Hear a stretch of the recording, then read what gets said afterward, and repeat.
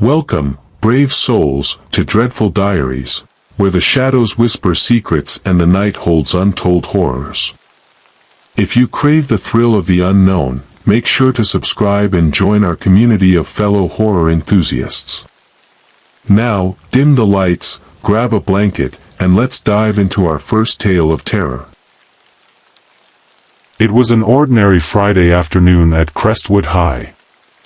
The final bell rang, echoing through the emptying hallways as students rushed to their lockers, eager to escape the confines of school and embrace the weekend. Among them was a group of friends, Mia, Jake, Sarah, and Tom. They had been looking forward to a night of movies and snacks, but as they gathered their things, an unsettling feeling washed over Mia. "Did you guys hear that?" she asked, glancing back at the classroom. The others shrugged, dismissing her concerns. The bell had rung, and it was time to go. As they stepped outside, the sun dipped below the horizon, casting long shadows across the parking lot. They laughed and joked, but Mia couldn't shake the feeling that something was off. Suddenly, the bell rang again, a deep, resonant sound that echoed through the air. Confused, they looked at each other. "Didn't we just hear that?" Jake asked, frowning. Before anyone could respond, the world around them shimmered, and they found themselves back in the classroom, the clock still ticking down the last hour of the school day. The teacher, Mr. Thompson, was droning on about the importance of history, oblivious to the confusion on their faces. "What just happened?" Sarah whispered, her eyes wide with fear. "I think we're stuck," Tom said, his voice trembling. "We need to figure out how to get out of here." As the hour dragged on, they tried everything to escape. They banged on the doors, shouted for help, and even attempted to climb out the windows, but nothing worked. Each time the bell rang, they found themselves back in the classroom, reliving the same hour. Frustrated and scared, they decided to investigate. They began to pay closer attention to Mr. Thompson's lesson, hoping to find a clue. As he spoke about a local legend involving the school, they learned about a tragic event that had occurred decades ago. A fire that had claimed the lives of several students during a school play. "Maybe we need to solve the mystery of the fire," Mia suggested. "If we can find out what really happened, maybe we can break the loop." The friends agreed and began to dig deeper.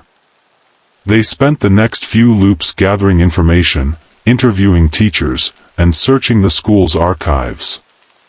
They discovered that the fire had been caused by a faulty stage light, but there were whispers of a cover-up. Some believed that a student had been blamed unfairly, and his spirit was still trapped in the school, seeking justice. Determined to help, they decided to hold a séance in the auditorium, where the fire had occurred. As they gathered in the dimly lit space, they lit candles and called out to the spirit, asking for guidance. The air grew cold, and the flickering flames danced wildly. Suddenly, a gust of wind swept through the auditorium, extinguishing the candles. In the darkness, they heard a voice. A soft, sorrowful whisper. "Help me, find the truth." With renewed determination, they pieced together the final clues. They discovered that the student who had been blamed for the fire had been innocent, it was an accident, and the school had covered it up to protect its reputation. They found a hidden letter from the principal at the time, admitting the truth and expressing deep regret. As they read the letter aloud, the atmosphere shifted. The temperature rose, and a warm light filled the auditorium. The spirit of the wronged student appeared before them, a look of gratitude on his face. "Thank you," he whispered, and with that, he vanished. The bell rang one last time, but this time, it felt different. The world around them shimmered again, and they found themselves back in the parking lot, the sun shining brightly overhead. They looked at each other, relief flooding their hearts. "We did it!" Sarah exclaimed, and they all cheered, grateful to be free from the time loop. As they walked away from the school, they felt a sense of closure. They had not only escaped the loop but had also given a voice to a forgotten tragedy. The spirit of the student could finally rest, and they knew they would carry the story of Crestwood High with them forever. The night of Crestwood High's graduation was filled with excitement and anticipation. The gymnasium was adorned with balloons and streamers, and the air buzzed with laughter and chatter as students donned their caps and gowns. Among them was Emily, a bright and ambitious student who had dreams of attending a prestigious university. She had worked hard for this moment, and nothing could dampen her spirits, until she heard the whispers. As Emily and her friends, Jake, Mia, and Sarah, gathered for a group photo, they noticed a flicker of movement at the edge of the gym.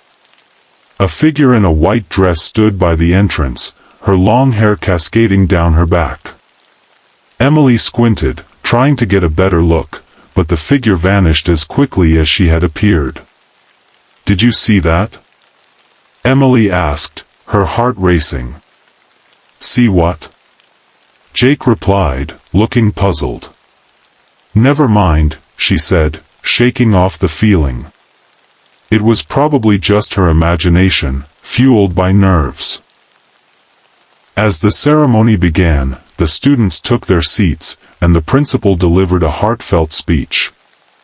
But Emily couldn't shake the feeling that something was off. The figure she had seen earlier lingered in her mind, and she felt a strange pull toward the entrance. After the ceremony, as the graduates celebrated with their families, Emily decided to investigate. "I'll be right back," she told her friends, slipping away from the crowd. She made her way to the entrance, where she had seen the figure. As she stepped outside, the night air was cool and crisp. The stars twinkled above, but the atmosphere felt heavy.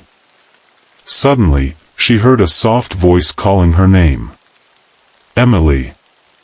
Startled, she turned to see the figure again. It was the girl in the white dress, her face pale and ethereal.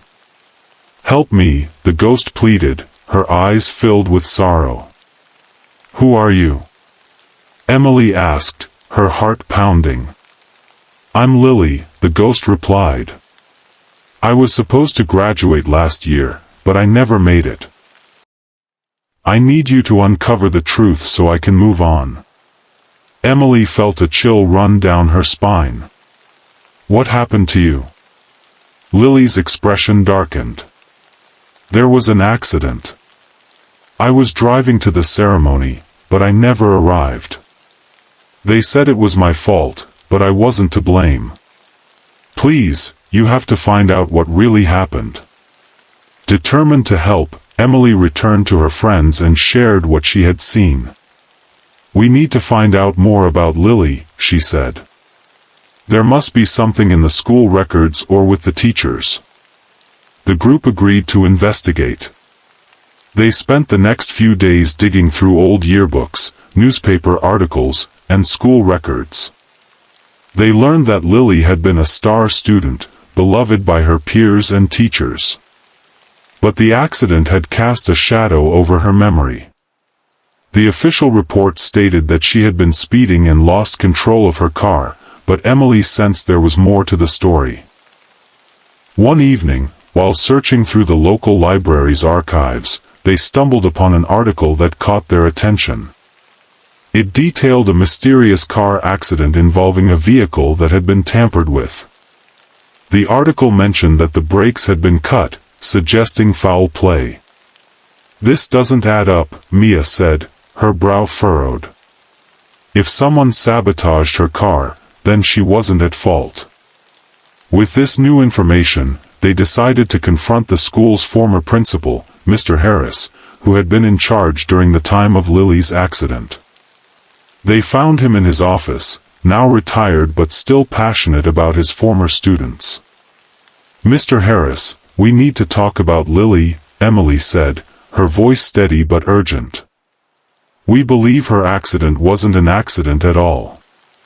The principal's expression shifted, a mix of sadness and regret washing over his face. "I've always suspected something was off," he admitted. "Lily was a careful driver. I never believed she would have been reckless. But I couldn't prove it. Can you help us?" Jake asked. "We need to find out who did this to her." Mr. Harris nodded, his eyes filled with determination. "I'll help you. There are still some people in town who might know more about what happened that night." Together, they tracked down Lily's friends and classmates, piecing together the events leading up to the accident. They learned that Lily had been in a heated argument with a former friend, someone who had been jealous of her success. This friend had been seen near Lily's car just before the graduation ceremony. With this information, they confronted the former friend, who eventually confessed to tampering with the brakes in a fit of jealousy. "I didn't mean for her to die," she sobbed. "I just wanted to scare her." With the truth finally revealed, Emily and her friends returned to the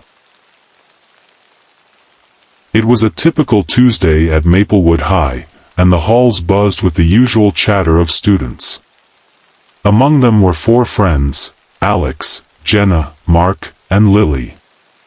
They were all seniors, eagerly counting down the days until graduation. One day, while wandering the school in search of a quiet place to study, they stumbled upon a door they had never noticed before. The door was old and weathered, with peeling paint and a rusty doorknob. Curiosity piqued, Alex pushed it open, revealing a dimly lit classroom filled with dust and cobwebs. The room was lined with shelves of ancient books, and a large chalkboard dominated the front wall, covered in strange symbols and cryptic messages. "Is this even a classroom?" Jenna asked, stepping inside. "I've never seen it before." "Me neither," Mark replied, glancing around. "It looks like it hasn't been used in years." As they explored, a figure emerged from the shadows, a tall, thin man with wild hair and piercing eyes. He wore a long, tattered coat and carried an air of mystery. "Welcome, students," he said, his voice low and gravelly. "I am Mr. Thorne, your teacher for this class." The friends exchanged glances, unsure of what to make of him. "What class is this?" Lily asked hesitantly. "Ah, a class that delves into the darker aspects of knowledge," Mr. Thorne replied, a faint smile creeping across his lips. "We explore the unknown, the forbidden, and the truths that lie beneath the surface of our reality." Intrigued, the group decided to stay. They took their seats, and Mr. Thorne began the lesson. He spoke of ancient rituals, forgotten histories, and the power of the human mind. The subjects were dark and twisted, but there was an undeniable allure to his words. The friends found themselves captivated, eager to learn more. As the weeks passed, they continued attending the class, which seemed to meet at odd hours and was never listed on the school schedule. Each lesson grew more unsettling, filled with tales of curses, hauntings, and the supernatural. They learned about the history of the school, uncovering stories of students who had vanished without a trace and secrets buried deep within the walls. One day, Mr. Thorne introduced a new topic: the price of knowledge. He spoke of a legendary book said to contain the secrets of the universe, but warned that those who sought it often paid a terrible price. "Knowledge is power, but it can also be a curse," he cautioned, his eyes glinting with intensity. After class, the friends gathered in the hallway, their minds racing. "This is getting weird," Jenna said, her voice trembling. "I feel like we're in over our heads." "I know what you mean," Alex replied. "But I can't help but feel drawn to it. There's something about Mr. Thorne that's compelling.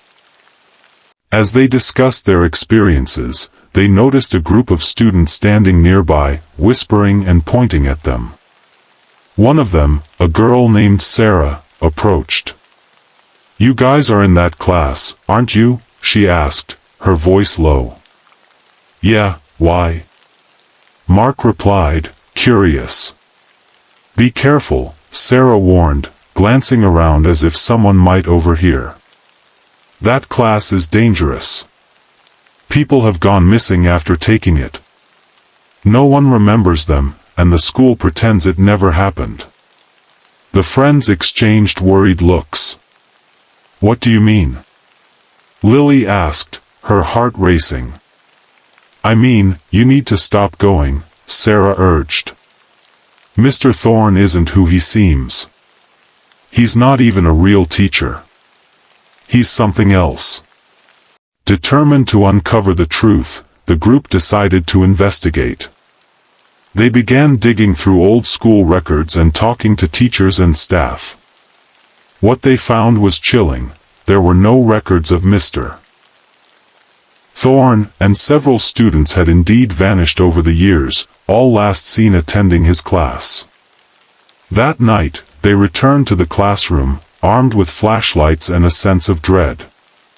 As they entered, the atmosphere felt heavy, and the air crackled with tension. Mr. Thorne was waiting for them, a knowing smile on his face. "Ah, my eager students," he said, his voice smooth and inviting. "I see you've come to seek the truth. What are you?" Alex demanded, stepping forward. "Why are you doing this?" Mr. Thorne's expression darkened. "I am a keeper of knowledge, a guide for those who dare to seek the unknown. But knowledge comes at a cost, and you have all paid dearly." Suddenly, the room began to shift and warp, the walls closing in around them. The friends felt a pull, as if the very essence of the classroom was trying to consume them. At Willow Creek High, the arrival of autumn brought with it the annual legend of the Black Cat. Every year, a mysterious black cat would appear on campus, and students who crossed its path were said to face a year of misfortune. Most dismissed the tales as mere superstition, but the stories persisted, whispered in the hallways and shared during late-night sleepovers. This year, however, the cat seemed different. It appeared on the first day of school, slinking through the courtyard with an air of confidence, its emerald eyes glinting in the sunlight. Students paused to watch as it weaved between their legs, and a chill ran down the spine of anyone who dared to make eye contact. Among the students were 4 friends, Mia, Jake, Sarah, and Tom. They had heard the stories but never believed them, until now.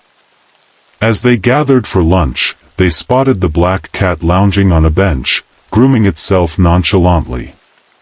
"Look, there it is," Mia said, pointing. "Should we go near it?" "Are you crazy?" Jake replied, shaking his head. "I'm not risking a year of bad luck." "Come on, it's just a cat," Tom said, rolling his eyes. "Let's take a picture with it for fun." As they approached, the cat suddenly stood up, arching its back and hissing at them. The friends froze, unsure of what to do. Then, without warning, the cat darted away, disappearing into the nearby woods. "See? It doesn't want anything to do with us," Sarah said, relieved. But as the days turned into weeks, strange things began to happen. Mia tripped and sprained her ankle during gym class, Jake's car broke down on the way to school, Sarah lost her wallet, and Tom's grades began to slip. Each misfortune seemed to echo the tales of the black cat, and the friends couldn't shake the feeling that they were being watched. One evening, as they sat in Mia's living room, they decided to investigate the cat's origins. They dug through old yearbooks and local legends, uncovering a story about a girl named Eliza who had attended Willow Creek High decades ago. Eliza was known for her affinity for animals, especially cats. After a tragic accident, she had vanished, and it was said that her spirit had transformed into the black cat, roaming the school grounds to seek revenge on those who wronged her. "Maybe the cat is trying to tell us something," Tom suggested, his brow furrowed. "What if it's leading us to Eliza's story?" The friends agreed to follow the cat the next time they saw it. The following day, as they walked home from school, they spotted the black cat sitting at the edge of the woods, staring intently at them. With a shared glance, they decided to follow it. The cat led them deeper into the woods, weaving through trees and underbrush until they reached a clearing. In the center stood an old, dilapidated cabin, its windows boarded up and the door hanging ajar. The cat sat at the entrance, looking back at them as if urging them to enter. "Do we really want to go in there?" Sarah asked, her voice trembling. "We have to," Mia replied, her curiosity outweighing her fear. "This might be the key to breaking the curse." They stepped inside, the air thick with dust and the scent of decay. The interior was dark, illuminated only by slivers of light filtering through the cracks in the walls. As they explored, they found remnants of Eliza's life, old photographs, letters, and a journal filled with her thoughts and dreams. As they read through the journal, they learned about Eliza's love for animals and her desire to become a veterinarian. But there were also entries filled with sadness, detailing her struggles with bullying and isolation. The final entry was haunting: "I just want to be free. If only they could understand me." Suddenly, the black cat appeared in the doorway, its eyes glowing in the dim light. It seemed to beckon them to follow.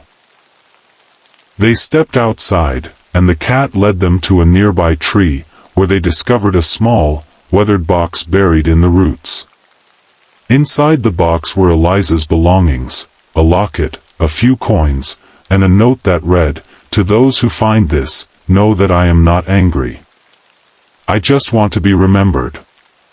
Realizing that Eliza's spirit was trapped, the friends understood what they had to do. They decided to hold a small memorial for her, inviting their classmates to share stories and remember the girl who had been forgotten. The next day, they organized the memorial in the school courtyard. As students gathered, they shared their own experiences and memories, creating a sense of community and understanding. They spoke of kindness, acceptance, and the importance of reaching out to those who.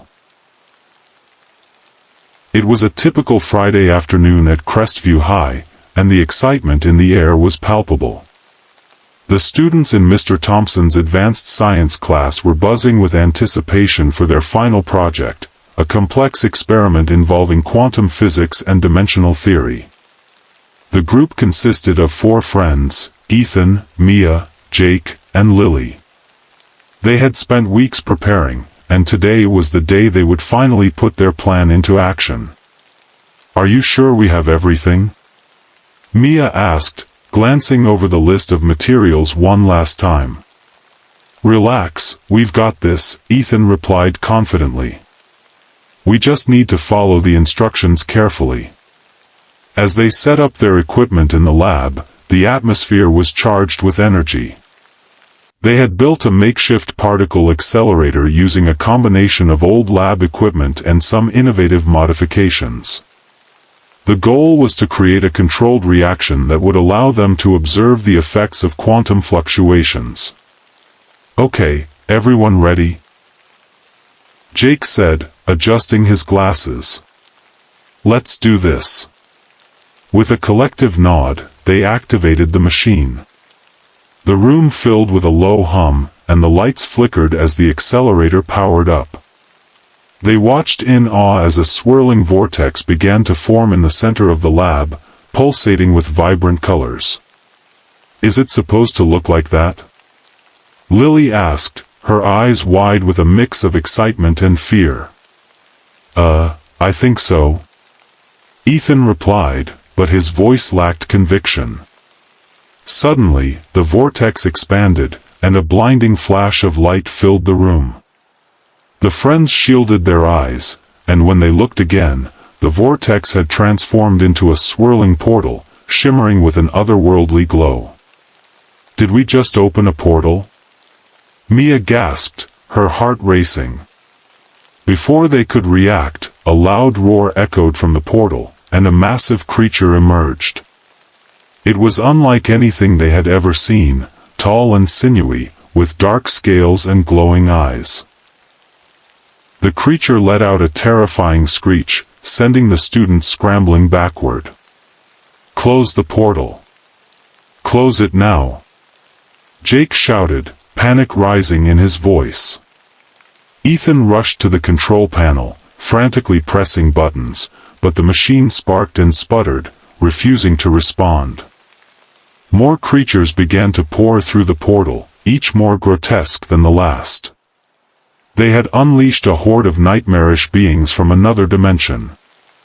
"Run!" Lily screamed, and the friends bolted for the door, narrowly avoiding the grasp of one of the creatures.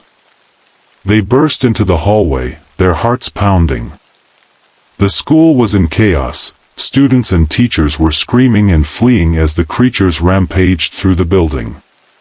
The friends regrouped in the science lab, desperately trying to come up with a plan.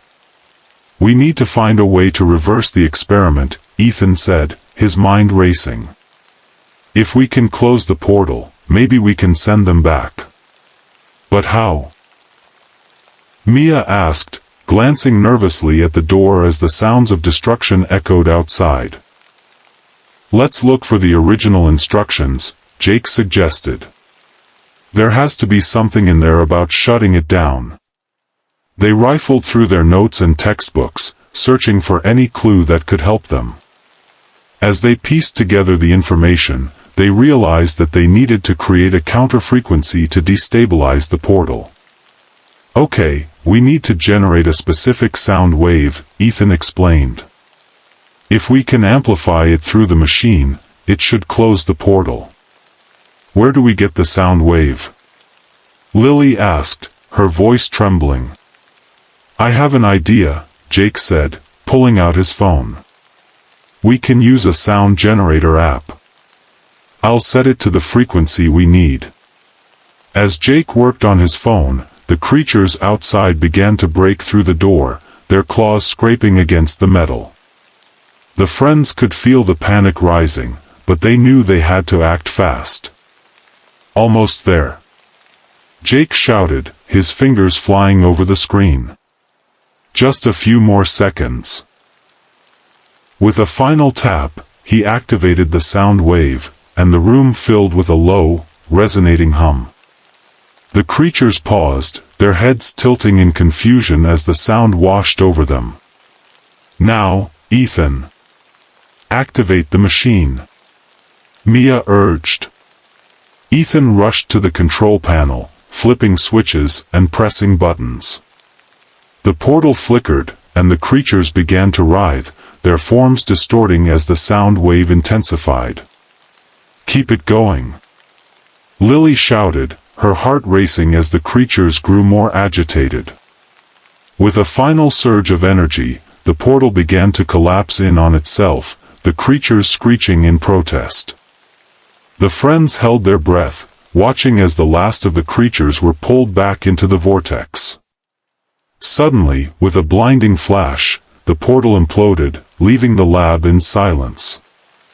The friends stood frozen, their hearts pounding in their chests. At Crestwood High, the old brick walls held more than just the echoes of laughter and learning. They concealed secrets that had been buried for years. The school had a reputation for being haunted, but most students dismissed the stories as mere folklore. That is, until the whispers began. It started one chilly autumn afternoon when a group of friends, Sophie, Ben, Mia, and Jake, were studying in the library. As they flipped through their textbooks, they began to hear faint murmurs, like hushed voices drifting through the air. At first, they thought it was just their imagination, but the whispers grew louder, more distinct.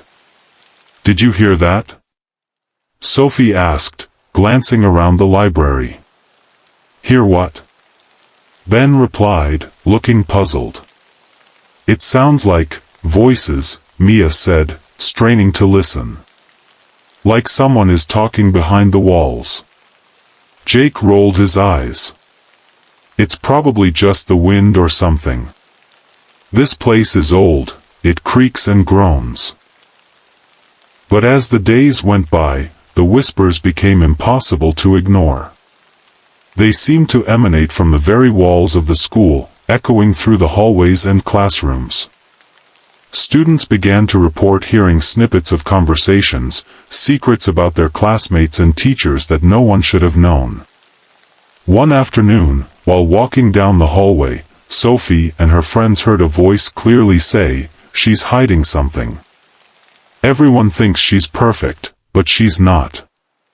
They exchanged nervous glances, unsure of what to make of it. "Who are they talking about?" Ben wondered aloud. "I don't know, but it's creepy," Mia replied, her voice barely above a whisper. As the whispers continued, the friends decided to investigate. They began to pay closer attention to the rumors circulating around school, and what they discovered was shocking. The whispers revealed hidden truths about their classmates, secrets of betrayal, heartbreak, and hidden pasts. They learned that a popular girl had been bullying another student, that a teacher had a secret life outside of school, and that a seemingly perfect couple was on the verge of breaking up. The more they listened, the more they realized that the whispers were not just random, they seemed to be connected to the emotions and struggles of the students. It was as if the walls were alive, sharing the burdens of those who walked the halls. One evening, as they gathered in Sophie's living room to discuss their findings, they heard a particularly urgent whisper, "Help me. I can't take it anymore." "What was that?" Jake asked, his eyes wide with fear. "It sounded like someone is in trouble," Sophie said, her heart racing. "We have to find out who it is." The next day, they decided to follow the whispers, hoping to uncover the source of the distress. They roamed the school, listening intently as the voices guided them. The whispers led them to a secluded corner of the school, where they found a door marked "Staff Only." The voices grew louder, urging them to enter. "Should we?" Ben asked, hesitating. "We have to," Mia replied, determination in her eyes. "Someone needs our help." They pushed the door open and stepped inside. The room was dimly lit, filled with old furniture and forgotten supplies. In the corner, they found a girl sitting on the floor, her back against the wall, tears streaming down her face. It was Emily, a quiet student who had always kept to herself. "Emily!" Sophie exclaimed, rushing to her side. "What's wrong?" I can't take it anymore," Emily sobbed. "Everyone thinks I'm fine, but I'm not. I feel so alone, and I don't know how to tell anyone." The whispers had led them to her, revealing the pain she had been hiding. The friends gathered around her, offering comfort and support. "You're not alone," Ben said gently. "We're here for you. You can talk to us." As Emily opened up about her struggles, the whispers in the walls began to fade, replaced by a sense of relief and understanding. The friends listened intently, assuring her that it was okay to feel vulnerable and that seeking help was a sign of strength. After their conversation, Emily felt lighter, as if a weight had been lifted from her shoulders. "Thank you for finding me," she said, her voice trembling but filled with gratitude. "I didn't know how to reach out." From that day on, the friends made it their mission to create a safe space for students at Crestwood High. They organized support groups and encouraged open conversations about mental health, ensuring that no one felt alone in their struggles. As the whispers in the walls began to quiet, the school transformed. Students felt empowered to share their stories, and the once haunted halls became a place of healing and connection.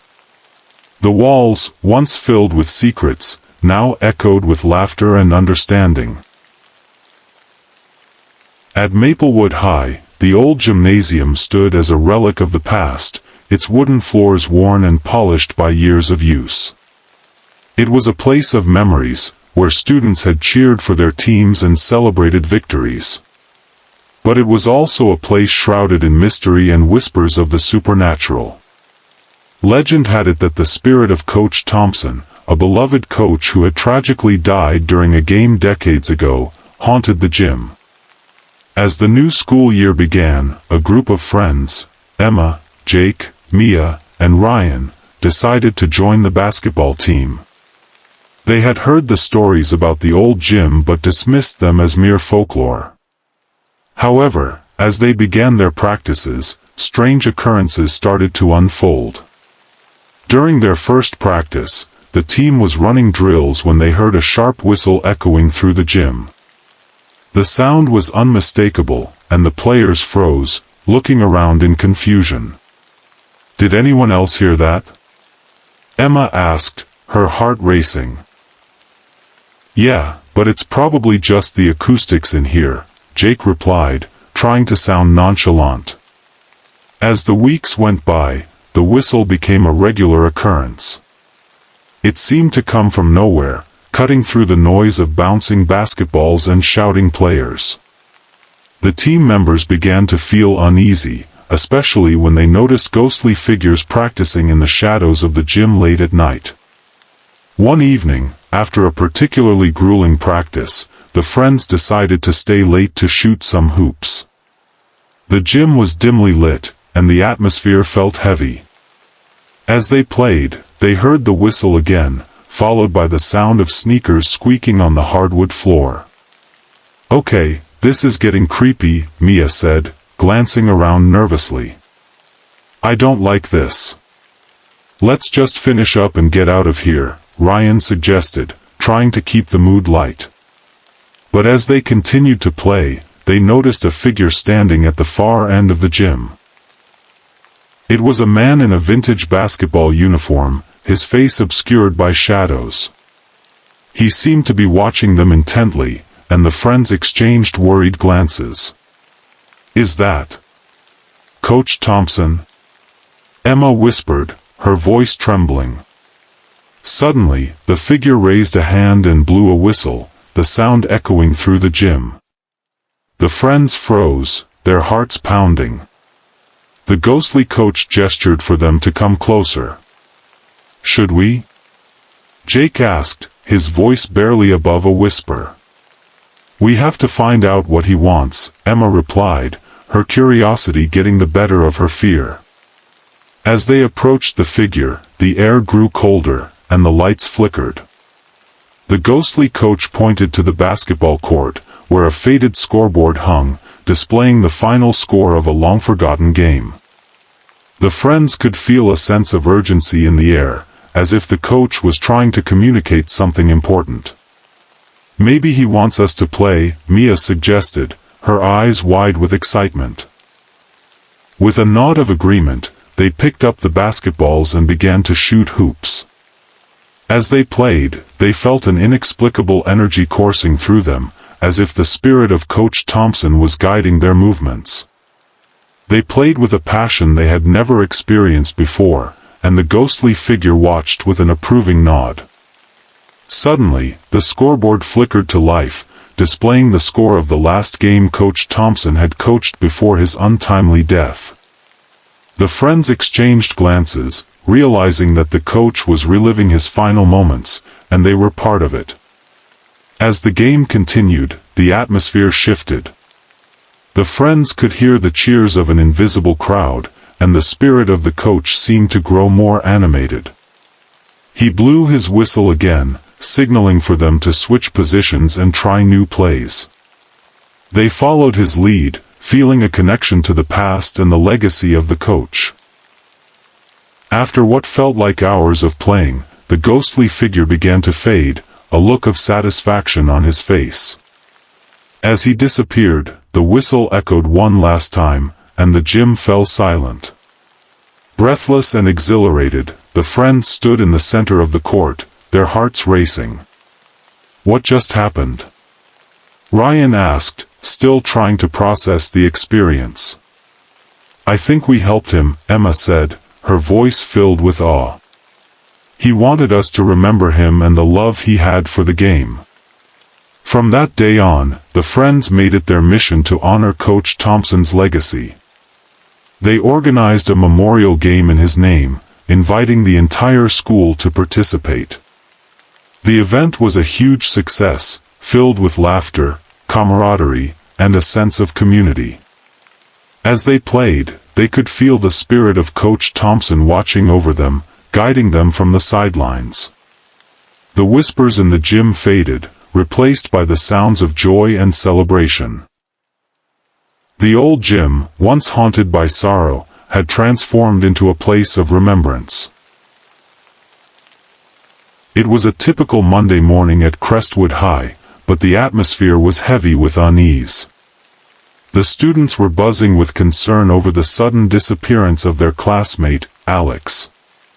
He had been a bright and friendly student, and no one could understand how he could simply vanish without a trace. The police had been called, and search parties were formed, but there was still no sign of him. As the days passed, the tension in the school grew. Students whispered in the hallways, speculating about what could have happened. Some believed he had run away, while others feared something more sinister. Among those worried about Alex were his close friends, Sarah, Jake, Mia, and Tom. They couldn't shake the feeling that something was terribly wrong. One evening, as they gathered at Sarah's house to discuss their concerns, Jake's phone buzzed. He picked it up and stared at the screen, his face paling. "Guys, you won't believe this," he said, his voice trembling. "I just got a text from Alex's phone." "What? That's impossible," Mia exclaimed, leaning over to see the message. It read, "Help me. I'm in the school. Find me." The friends exchanged shocked glances. "Is this a prank?" Tom asked, but deep down, they all felt a sense of urgency. "No way. We have to go to the school," Sarah said, determination in her eyes. "If there's even a chance that he's there, we can't ignore it." They quickly gathered their things and made their way to Crestwood High, the moon casting an eerie glow over the building. The school was dark and silent, the only sound being the crunch of leaves beneath their feet as they approached the entrance. "Are you sure about this?" Jake asked, glancing around nervously. "We have to try," Mia replied, her heart racing. "If Alex is in trouble, we can't leave him." They entered the school, the familiar hallways now feeling foreign and foreboding. As they moved cautiously through the darkened corridors, they received another text from Alex's phone, "Go to the basement. Hurry." "Basement?" Tom echoed, his voice low. "I didn't even know there was a basement in this school." "Neither did I," Sarah said, her brow furrowed. "But we have to find it." Following the directions, they made their way to a door at the end of the hallway that was marked, "Staff Only." With a deep breath, they pushed it open and descended a narrow staircase that led into the darkness below. The basement was dimly lit, filled with old furniture and forgotten supplies. The air was musty, and the atmosphere felt heavy with secrets. As they ventured deeper, they heard a faint sound, a muffled voice calling for help. "Alex?" Sarah shouted, her voice echoing through the basement. "Where are you?" "Over here," came the faint reply, and they rushed toward the sound. They followed the voice to a small, hidden room at the back of the basement. The door was slightly ajar, and as they pushed it open, they were met with a shocking sight. Alex was tied to a chair, looking disheveled but alive. Relief washed over them, but it was quickly replaced by confusion. "Alex! What happened?" Jake exclaimed, rushing to untie him. "I don't know," Alex said, his voice shaky. "I was just walking home from school when someone grabbed me. They brought me here and I think they wanted to scare me or something. I managed to grab my phone and text you guys when they weren't looking." As they freed him, the friends heard footsteps approaching. Panic surged through them. "We have to hide," Mia whispered urgently. They quickly ducked behind some old crates just as the door swung open. A shadowy figure entered the room, scanning the area. The friends held their breath, hearts pounding in their chests. "Where are you, Alex?" The figure called out, their voice low and menacing. "You can't hide forever." The friends exchanged terrified glances, realizing they had to act fast. "We need to distract them," Tom whispered. "Alex, can you make a noise to draw them away?"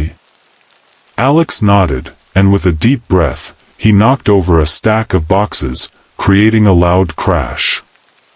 The figure turned, rushing toward the sound, giving the friends a chance to escape. "Now!" Sarah urged, and they all bolted from their hiding spot, grabbing Alex and sprinting toward the exit. They raced up the stairs, adrenaline fueling their escape. As they burst through the door and into the hallway, they heard the figure shouting behind them. "You won't get away that easily." They dashed through the school, finally reaching the front doors just as they burst open into the cool night air. They didn't stop running until it was a typical Friday afternoon at Crestwood High, and the last bell had rung, signaling the end of the school week. But for a group of students, the weekend would have to wait. They found themselves in detention, a punishment for various infractions ranging from tardiness to minor mischief. Among them were 4 friends, Lily, Max, Sarah, and Jake. As they settled into their seats in the dimly lit detention room, the atmosphere felt heavy. The walls were lined with old, peeling paint, and the flickering fluorescent lights cast eerie shadows across the room. The teacher on duty, Mr. Collins, sat at his desk, engrossed in grading papers, leaving the students to their own devices. "Great way to spend a Friday," Max muttered, slumping in his chair. "Better than being at home, I guess," Jake replied, trying to lighten the mood. As the minutes dragged on, the students began to hear strange noises, soft whispers and faint scratching sounds that seemed to come from the walls. Lily glanced around, her heart racing. "Did you guys hear that?" she asked, her voice barely above a whisper. "Hear what?" Sarah replied, looking puzzled.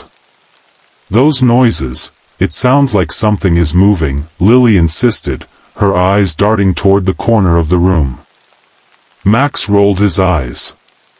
"It's probably just the old building settling. This place is ancient." But as the whispers grew louder, the group couldn't shake the feeling that something was off. Shadows flickered in the corners of their vision, and the air felt charged with an unsettling energy. The tension in the room mounted, and they exchanged nervous glances. "Let's check it out," Jake suggested, his curiosity piqued. "What if there's something hidden in here?" "Are you crazy?" Sarah replied, her voice trembling. "What if it's a ghost or something?" "Come on, it'll be fun," Max said, trying to convince her. "We'll just take a quick look." With a mix of fear and excitement, the friends decided to investigate. They stood up and cautiously approached the back of the room, where the shadows seemed to dance along the walls. As they got closer, they noticed a small door that had been partially hidden behind a stack of old textbooks. "Is that a door?" Lily asked, her heart racing. "Looks like it," Jake replied, reaching for the handle. "Let's see where it leads." He pulled the door open, revealing a narrow staircase that descended into darkness.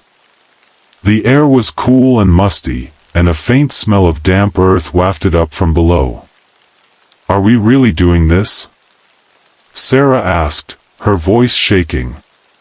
"Yeah, we are," Max said, stepping forward. "We can't just leave it like this."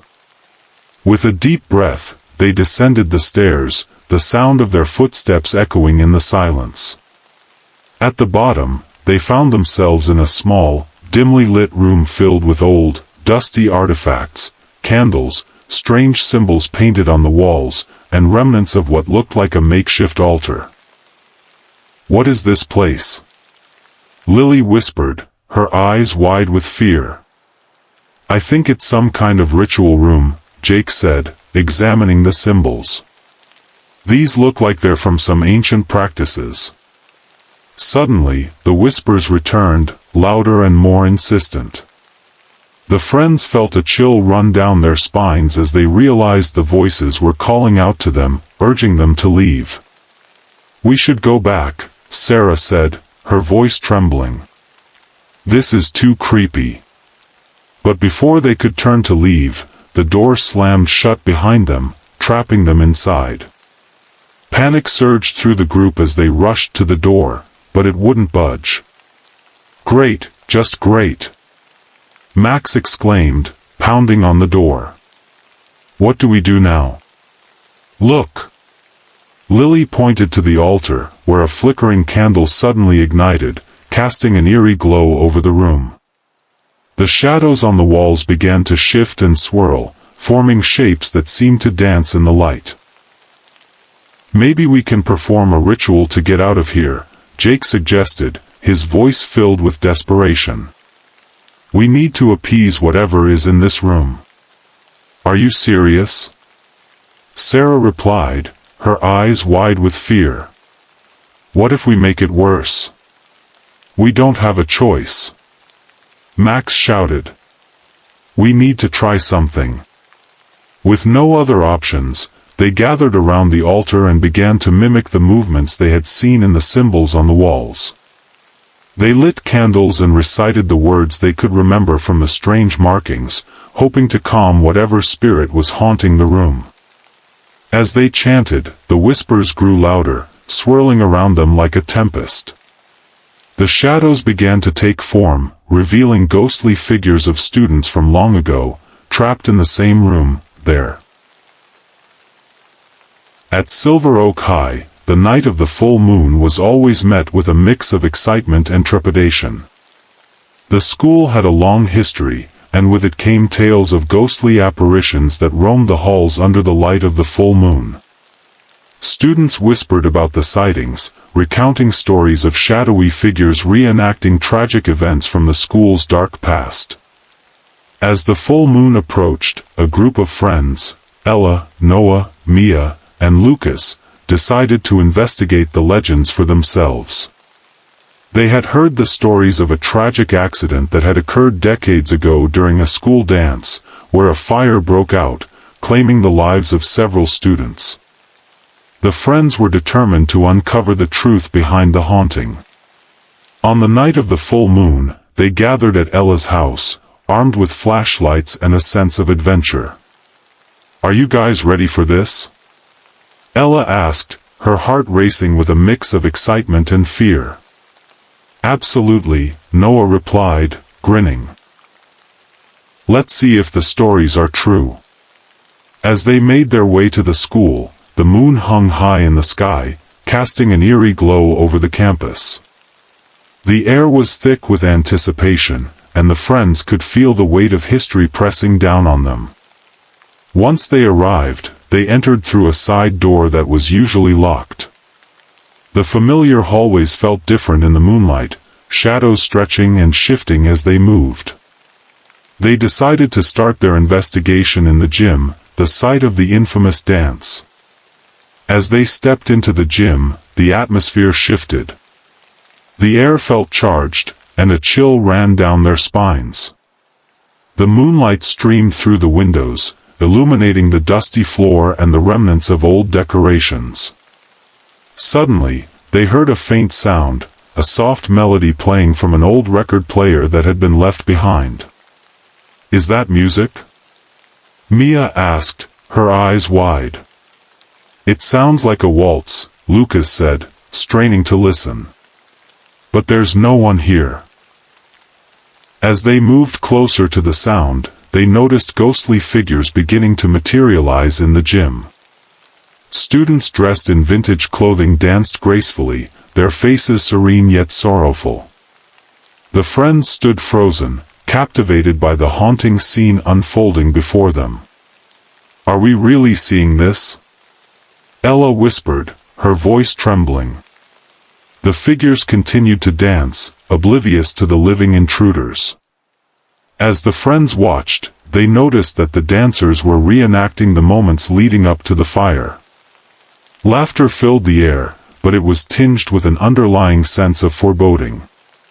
Suddenly, the music stopped, and the atmosphere shifted. The ghostly figures froze, their expressions turning to panic as they began to realize the impending disaster. The friends felt a wave of sadness wash over them, as if they were witnessing a tragic moment frozen in time. "Something's about to happen," Noah said, his voice barely above a whisper. Just then, the lights flickered, and the temperature dropped. The friends could see their breath in the air as the ghostly figures began to scatter, their once joyful expressions now filled with fear. The friends instinctively backed away, feeling the weight of the tragedy unfolding before them. "Let's get out of here," Mia urged, her heart racing. But as they turned to leave, the door slammed shut, trapping them inside. Panic surged through the group as they banged on the door, but it wouldn't budge. The ghostly figures continued to swirl around them, their movements frantic as they tried to escape the unseen threat. "Maybe we need to help them," Lucas shouted over the chaos. "They're trapped in this moment." "How do we do that?" Ella asked, her voice shaking. "Maybe we can recreate the scene," Noah suggested. "If we can show them that they're safe, maybe they can move on."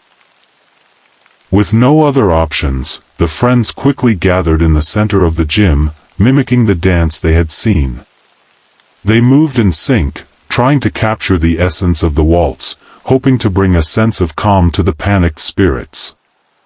As they danced, the ghostly figures began to slow down, their frantic movements easing as they watched the friends. The music started to play again, this time a soft, soothing melody that filled the gym with warmth. "Keep going," Mia encouraged, her heart pounding as they continued to dance. "We can do this." Gradually, the ghostly figures began to join in, their movements becoming more fluid and graceful.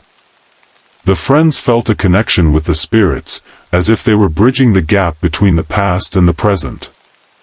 As the dance reached its climax, the atmosphere shifted once more. The ghostly figures began to smile, their expressions transforming from fear to gratitude. With one final twirl, the spirits began to fade, their forms dissolving into the moonlight. The door creaked. In the small town of Willow Creek, nestled between rolling hills and dense forests, stood Willow Creek High School. It was an ordinary school, with ordinary students, but it had one extraordinary feature: the principal, Miss Agnes Blackwood. She was a stern woman with sharp features and an even sharper gaze. The students whispered about her in hushed tones, sharing tales of her mysterious past and the strange occurrences that surrounded her. Rumors swirled like autumn leaves in the wind. It was said that students who were sent to the principal's office never returned. Some claimed they were turned into toads, while others insisted they were trapped in a magical realm, forced to serve as her minions. The bravest among them dared to speculate that Ms. Blackwood was a witch, using her powers to punish misbehaving students. One crisp October morning, a group of friends, Lily, Max, and Sam, decided to test the rumors. They were tired of the mundane school life and craved adventure. After a particularly boring math class, they hatched a plan to get sent to the principal's office. They would create a distraction during lunch, something so outrageous that it would surely land them in trouble. As the lunch bell rang, the trio gathered in the cafeteria. Max, known for his antics, stood on a table and began to perform a ridiculous dance, flailing his arms and legs like a marionette. The other students erupted in laughter, and soon, Lily and Sam joined in, creating a scene that drew the attention of teachers and staff. Within moments, the cafeteria was buzzing with chaos. Ms. Blackwood, alerted by the commotion, stormed in, her eyes narrowing at the sight of the three culprits. Lily, Max, Sam. "My office, now," she commanded, her voice echoing through the room. The trio exchanged nervous glances but followed her, hearts pounding with a mix of fear and excitement. As they walked down the dimly lit hallway, they couldn't shake the feeling that they were stepping into a trap. The walls seemed to close in around them, and the air grew thick with tension. When they reached the principal's office, Ms. Blackwood opened the door and gestured for them to enter. The room was filled with strange artifacts, crystal balls, dusty books, and peculiar plants that seemed to whisper secrets. The students hesitated at the threshold, but Ms. Blackwood's stern gaze urged them inside. "Sit," she commanded, and they complied, their hearts racing.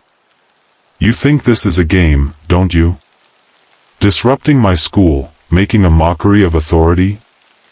Lily, the most outspoken of the group, found her voice. "We just wanted to see if the rumors were true. We didn't mean any harm." Ms. Blackwood's expression softened for a moment, and she leaned back in her chair. "You're curious, I understand. But curiosity can lead to dangerous paths." She paused, her eyes glinting with something unexplainable. "What if I told you that the stories you hear are not entirely false?" The students exchanged bewildered looks. "What do you mean?" Sam asked, his voice barely above a whisper. Ms. Blackwood leaned forward, her voice low and conspiratorial. "Long ago, I was indeed a witch, but not in the way you think. I used my powers to protect this school from those who would do it harm. The students who never returned, they were not trapped. They were given a choice, to learn the consequences of their actions in a different way." Max, feeling brave, asked, "What do you mean?" With a wave of her hand, the room transformed. The walls shimmered, and the students found themselves in a vast, enchanted forest. "Welcome to the realm of reflection," Ms. Blackwood said. "Here, you will face the consequences of your choices. You will learn empathy, responsibility, and the importance of community." The trio looked around in awe, realizing they were not in danger but rather on the brink of an adventure unlike any they had ever imagined. They spent what felt like days in the realm, encountering challenges that tested their friendship and forced them to confront their own flaws. They learned to work together, to listen, and to understand the impact of their actions. When they finally returned to the principal's office, they were changed. Ms. Blackwood smiled knowingly. "You see, the true magic lies not in punishment but in growth. Remember this lesson, and you will never have to fear the principal's office again." From that day on, the rumors about Ms. Blackwood shifted. No longer was she seen as a witch who trapped students. Instead, she became a guardian of wisdom, guiding those who dared to misbehave toward a path of understanding. And as for Lily, Max, and Sam, they became the schools. In the quiet town of Maplewood, the old playground stood at the edge of a sprawling park, its swings creaking in the wind and its slides covered in rust. The townsfolk often spoke of the playground in hushed tones, especially after sunset. They said it was haunted by the spirit of a child who had died there many years ago. The children, however, were drawn to the playground, especially when they heard the laughter that echoed through the night. One warm summer evening, a group of friends, Ella, Jake, and Mia, decided to investigate the source of the laughter. They had heard the stories from older kids, who claimed that if you listened closely, you could hear the ghost of a little boy named Tommy, who had tragically fallen from the monkey bars and never returned home. "Are you sure we should do this?" Mia asked, her voice trembling with a mix of excitement and fear. "Come on, it'll be fun," Jake replied, his eyes sparkling with mischief. "What if we actually see him?" Ella, the most adventurous of the trio, nodded. "Let's go. We can't let a little ghost scare us away." As the sun dipped below the horizon, casting long shadows across the playground, the friends made their way to the old swings. The laughter grew louder, a sweet, childlike sound that danced on the breeze. They exchanged nervous glances but pressed on, drawn by the enchanting melody. "Tommy!" Ella called out, her voice echoing in the stillness. "Are you here?" For a moment, there was silence, and the air felt thick with anticipation. Then, from the corner of the playground, a faint glow began to materialize. The friends gasped as they saw the figure of a small boy, translucent and shimmering, standing by the old slide. He looked to be about their age, with tousled hair and a playful smile. "Hi!" the ghostly boy exclaimed, his laughter ringing like chimes in the wind. "I've been waiting for someone to play with me." Ella, Jake, and Mia stood frozen, a mix of fear and wonder washing over them. "You're Tommy, aren't you?" Ella asked, her voice barely above a whisper. The ghost nodded enthusiastically. "I used to love playing here. But now, I'm all alone. Will you play with me?" Mia, feeling a surge of compassion, stepped forward. "What do you want to play?" "Hide and seek," Tommy shouted, his eyes sparkling with excitement. "You can't be scared, though. I promise I won't hurt you." After a moment of hesitation, the friends exchanged glances and nodded. "Okay, we'll play," Jake said, his adventurous spirit taking over. "Great. You count to 20, and I'll hide," Tommy said, darting away with a giggle. Ella closed her eyes and began to count, her heart racing. As she reached 20, she called out, "Ready or not, here I come." The friends spread out, searching for the ghostly boy. They looked behind the swings, under the slide, and even in the bushes, but Tommy was nowhere to be found. Just as they were about to give up, they heard his laughter again, this time coming from the old merry-go-round. "Over here!" Mia shouted, pointing. They rushed over, and there was Tommy, spinning in circles, his laughter echoing through the night. "Your turn to hide," he said, his eyes gleaming with joy. The game continued, and with each round, the friends felt a bond forming with Tommy. They learned about his life, his favorite games, and how he had loved the playground more than anything. But as the night wore on, they began to notice something unsettling. Each time they played, Tommy seemed to fade a little more, his laughter growing fainter.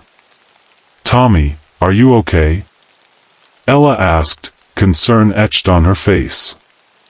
"I'm just tired," he replied, his voice barely a whisper.